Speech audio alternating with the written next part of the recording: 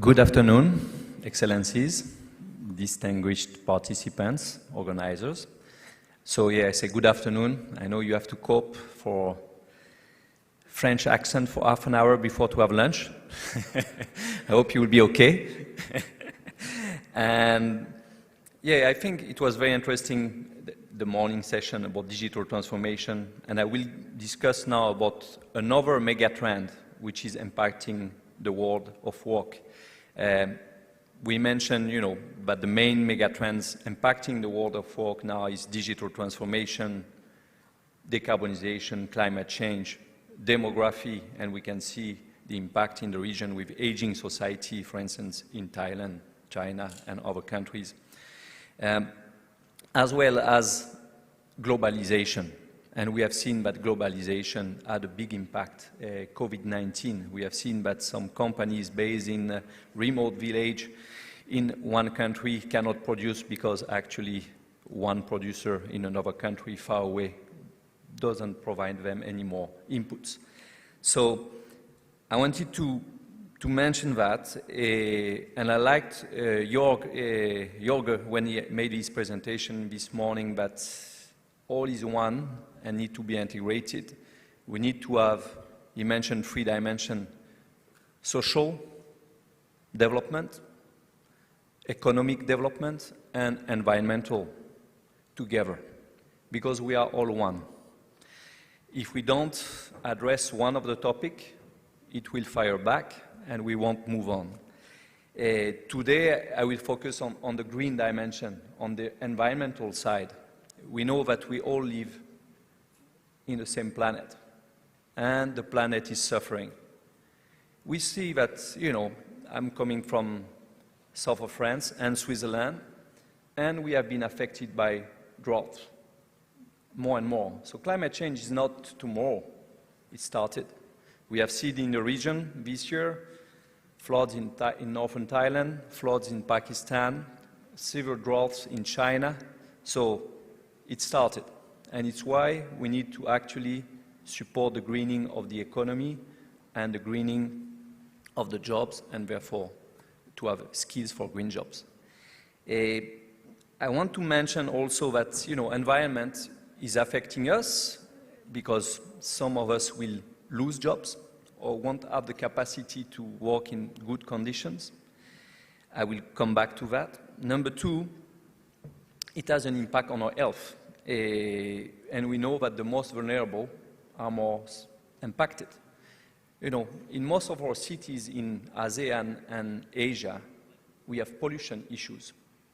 And we know it's painful to wear the PM 2.5 mask. We know it also because for more than 2 years, because of COVID-19, we had to wear it. But in the near future, we may have to wear it anyway, all the time. That was a second dimension. And we know that climate change actually will have more impact on our health and our life. We spoke about COVID-19, pandemic. We'll have more pandemic, unfortunately. And natural disaster. We know that some countries, in ASEAN, unfortunately, are impacted by hurricane, typhoon, thinking of Philippines, for instance. We have more and more powerful. So there's an impact, very clear. And for this, now I'm moving, don't be scared, to the next slide. I will actually present you skills for TVET, skills for green jobs. And I will start by giving you a context, the greening economy and green jobs, because skills without jobs and without economy, it's not much. The second is that I will give you, in the second time, a presentation on global, regional, and national experiences in terms of greening of TVET. And number 3, some practical step-by-step approaches that we experience in some ASEAN countries. I will move now to give you what we call the ILO Just Transition Framework. When we speak about just transition, it means that we want that we have these 3 levels mentioned by Dr. Jorge, this morning. Environment, economy, and social, jobs. These 3 dimensions. So we developed some guidance, ILO, and we adopted actually a just transition strategy. What is important is that we also moved to the skills development and active labor market policies that address the environmental dimensions. For this, it's just a framework, and I think what is important to not know is that we are part of a green and greening economy. And before to start, I know it's lunch, so it's better to be a bit interactive. If not, I will lose you. So I wanted to, to know from your side, how do you define green or greening economy? So now, floor is yours. You can raise your hands, or you can speak loud. Couple of points, what you think. Please, floor is yours. I know lunch is coming. How do you want to define definition of green economy? Any idea? If no idea. Yes? Sorry? Minimal pollution. Correct, minimal pollution. One key aspect. Other dimension you want to highlight? Yes? One lady? A bit louder?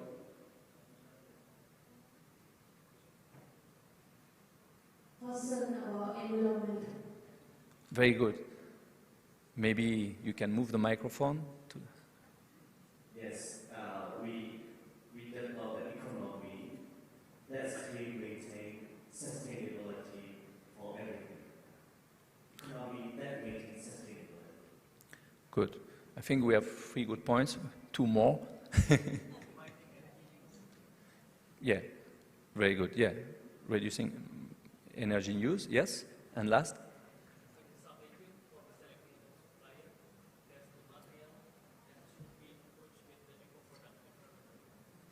Very good, eco-product and selection of equipment. Now I will just read you the definition of UN environment, and they call it at the process of reconfiguring businesses and infrastructure to deliver better returns on investments of natural, human, and economic capital, while at the same time reducing greenhouse gas emission, extracting and using fewer new natural resources, creating less waste, and reducing social disparities. So actually you captured all the elements of the definition, so thanks for that. And it allows me now to move to the next one. It's why are green jobs and just transition important? Because we have challenges. As you can see here, 1.2 billion jobs are actually depend on natural,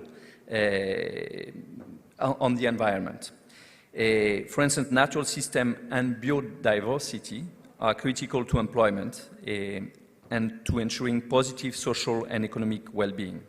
So I spoke about 1.2 billion jobs here in sectors that we are all involved in, which are farming, fisheries, forestry, tourism, but also several services and industry one.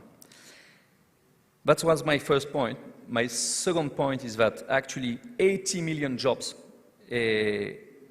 full-time will be lost in 2030 due to heat stress. I mean, I mentioned natural change, climate change, but we know that it's more and more difficult to work when it's very hot. We know that us, maybe we are lucky, we sleep with AC in our room, but some people, they don't have AC at home, but also they have to work under the sun in more and more difficult situation. So that's a reality. But there's also opportunities. We say that 100 million new jobs can be created by 2030, and 100 million new green jobs can be created. We speak about 14 million in Asia among these 100 million. So we have challenges and opportunities. My next point is actually the definition of green jobs. And again, green jobs for us are not only green, but they are decent jobs, meaning people that they have good working conditions in different sectors. I wanted to make it interactive, but maybe to go fast, I will move and give you, what do they mean? So we have 5 dimensions that we'll highlight here, but the first one is to improve energy and raw material efficiency. This is key. The second one, limit greenhouse gas emission. Number 3, minimize waste and pollution. Number 4, protect and restore ecosystem. And number 5, support adaptation to the effect of climate change. So what's what ILO defines as a green job? And you see you have 5 dimensions here, the 5 main ones. I will skip this one. Now, a driver of change in the green transition. I will be quick on this one, but also I want to highlight a few things that the driver of change in the green transition can be, as you see, changing natural or built environment. And I think, we have several colleagues from Germany. We know that Germany invested a lot, actually, in not only building new green infrastructure, but also actually making greener the existing one. That was one dimension. Green technology and innovation, market for green industries and consumers' habits, they are the one that I want to highlight today. Now, interesting for the skills, I move to the skills one and the TVET dimension. All of you know the COP21, Paris, and the following COP. And some agreements were made during this COP by countries. And they developed what we call the National Development Plan, and they all include different measures to achieve a reduction of climate change.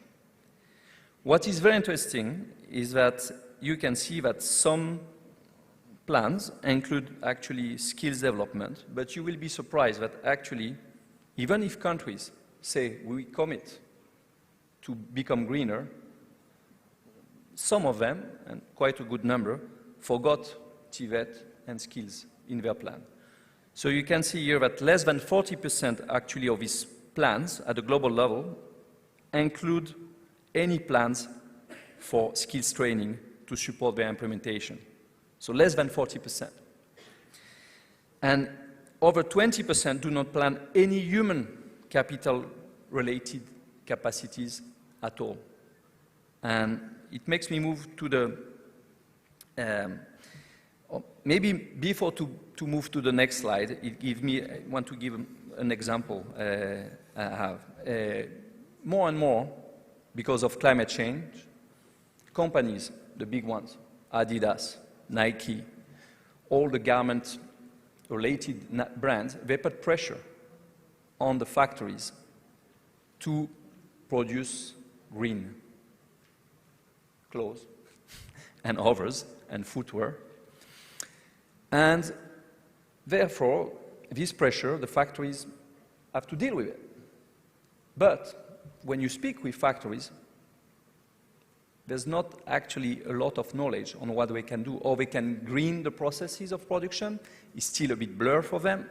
Or you can green the skills of your workers. It's also blur. So we are in a situation where there's a need to invest in green skills. There's a big need, because the pressure will continue, because the consumers from different countries will put pressure to the brands, but will put pressure to the factories. So that's the situation. Now, I move to the next slide here. And again, we have different energy sustainability scenario, and we have also what we call the circular economy scenario. I mean, I mentioned 100 million jobs can be created. This is very clear. 14 million in Asia. In both scenarios, we can see that there's a potential of loss and gain. So we can create jobs too. But actually, it's entirely dependent, these new jobs, in investment in reskilling, upskilling, and equip workers with the required technical and core skills. So it means that a just transition to a greener future cannot simply take place if the skills demanded by the labor market is not available. So that was one key message that I wanted to mention here. And I wanted to mention, maybe we speak a lot about TVET and skills, but I will speak about the involvement of the companies and of the existing workers too in the next steps. Okay, the gender dimension, again, very interesting. We know that there was a presentation on digital transformation. Digital transformation, the risk for people to lose jobs, the most vulnerable, the most at risk are women with low education. With green transformation, actually, we notice that where there's a biggest risk is actually male in middle skill jobs. So that's a different dimension. Now, reskilling, I mentioned the reskilling measures required. So here you can see that at all levels, low skill, medium skill, and high skill occupation, we need to green it. What we have noticed, there's much more emphasis these days on higher level skills, to green these higher level skills, but as you'd see, the biggest need will be in the medium skills occupation. So that's our research. Just to give you some global perspective of policy coherence, looking at two dimensions, the environment and the coordination. So you can see the one that do the best currently are some European countries. In the region is actually Philippines and Korea, which is doing pretty well. Malaysia also is investing a lot in renewable wind jobs. Next step, country case, France. It's not because I'm French, I'm half Swiss. But just, I mean, there was Paris Agreement, and France is trying actually to both set up the environment in order to have policymakers to get information and to share this information and to have a coordination among the different bodies. This is key, and this is my message. There's a need to have coordination among all the ministries. And Ministry of Education, Ministry of Labor needs to be involved in this. Closer to you, Philippines actually has done a lot, both at the policy level, but also, and I will share later the presentation, but for the sake of time, I'm not going to detail, but Cambodia did a lot in terms of policy, but also operational step to green their skills and TVET system. Now, I want to give you a practical example. So we have been requested by the government of Cambodia and of Thailand, and of China, but I won't present it here. I want to focus on ASEAN country, Cambodia and Thailand, to actually support the greening of the system. And my experience is that with something new, we need to be practical and step by step, and go also with humility and learn from the process. And for this, to learn to also engage all of you in the discussion and in the making. So what has been done in Cambodia and is being done now in Thailand is that we support actually TVET partners, social partners, and environmental stakeholders to actually green the TVET system as a whole. And for this, we engage policymakers and also operational TVET schools and stakeholders. For me, if we only focus at the policy level, this is very important, but maybe your institution, schools at the meso level, they are not going to be able actually to implement. So for me, the best model I've seen is when we push together at the same time the policy, but also the operational side, and that the national institution actually do train a good number of people, 5,000, 10,000 students. Then you learn from the process and you can adjust. So policymaker and operational stakeholders. So I mentioned this macro, meso, micro level. They need to be working together. Just to give you an example, so for instance, macro level, policy level, we work hand in hand, again, with national authorities and private sectors and other players in developing national policy, operational guidelines, and action plan. Because sometimes we focus at the policy level and we forget an action plan. And then the policy stay here and is not implemented. So that's one dimension. The second step is actually supporting school, teacher, chief of education, assessors, to include actually green skills in competency standard, curricula, assessment packages. I mentioned here the assessment packages, including RPL. This is something also key. For this, you need also in parallel to train teachers and in-company trainers on how to actually make this change, how to include these new green skills in the existing training packages. So I mentioned here, for instance, Cambodia, the national institutions are training 5,000 people. So then we'll have some feedback. What works, what doesn't work, and then upgrade the system. Last point that is very important to me is sensitizing employers and upskilling existing workers. We can train the new generation. They can get very good. We can have high-quality green plumbers, for instance, to give you an example.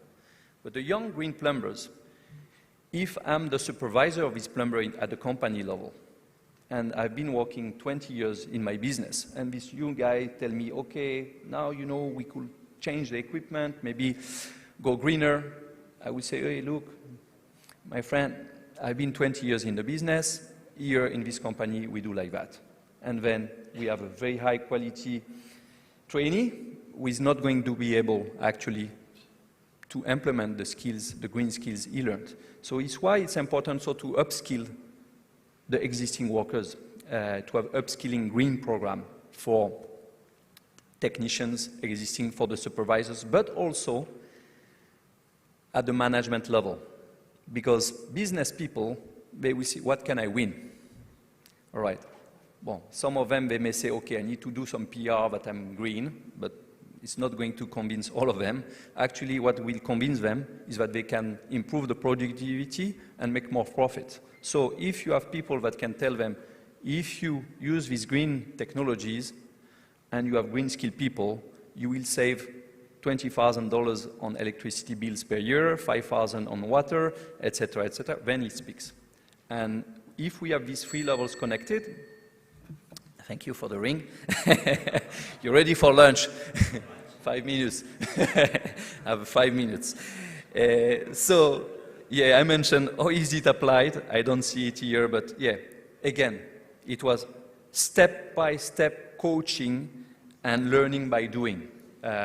Step-by-step coaching, what does it mean? That countries, national institutions, they know much better their strengths and their weaknesses. So we can have coach that accompany them during 1 year, 2 years, 3 years on the topic, but we don't want to have just a trainer coming for 2 weeks and telling them it's how you need to do it. It's gradual because it's a new subject, so it needs time. So I mentioned long-term tutoring coaching, and for you to know, these days we are focusing on several sectors, but the care sector is a big one, construction, garment, hospitality and logistics are also some. Almost finished, and I think this one I can skip, but it's more to show you that actually it's important to have a coherent approach, and the skills development measures need to be involved and complementary to other measures. Just some promotion. We have developed a new practical guide, step-by-step, global, on how to actually green TVET. It's practical guidance. I've been personally involved. It's done with the headquarters, but my message to the headquarters is say, okay, not too much high level. Guidelines are okay, but nobody read it. So let's go practical, step by step. So I think we find something in between, which is at a global standard, but at the same time, very practical. So I will be able to share it with you, and it is being implemented in several countries, including Cambodia and Thailand for ASEAN currently. That's it. I think I will finish on time. So there's more information on ILO skills portal about green skills. But yeah, that's what I wanted to share today. I prefer to be a bit shorter than usual to get also questions if you are still okay. If not, we can discuss during lunch or during the day. But thanks a lot. And I think my last point is a picture of girls in Cambodia. Why? Because actually we noticed that there's a multi-dimensional survey, global survey, that has been done, and they say to have an impact on climate change, the most cost-efficient you can do is to train young girls on climate change. On this, thank you. Thank you very much.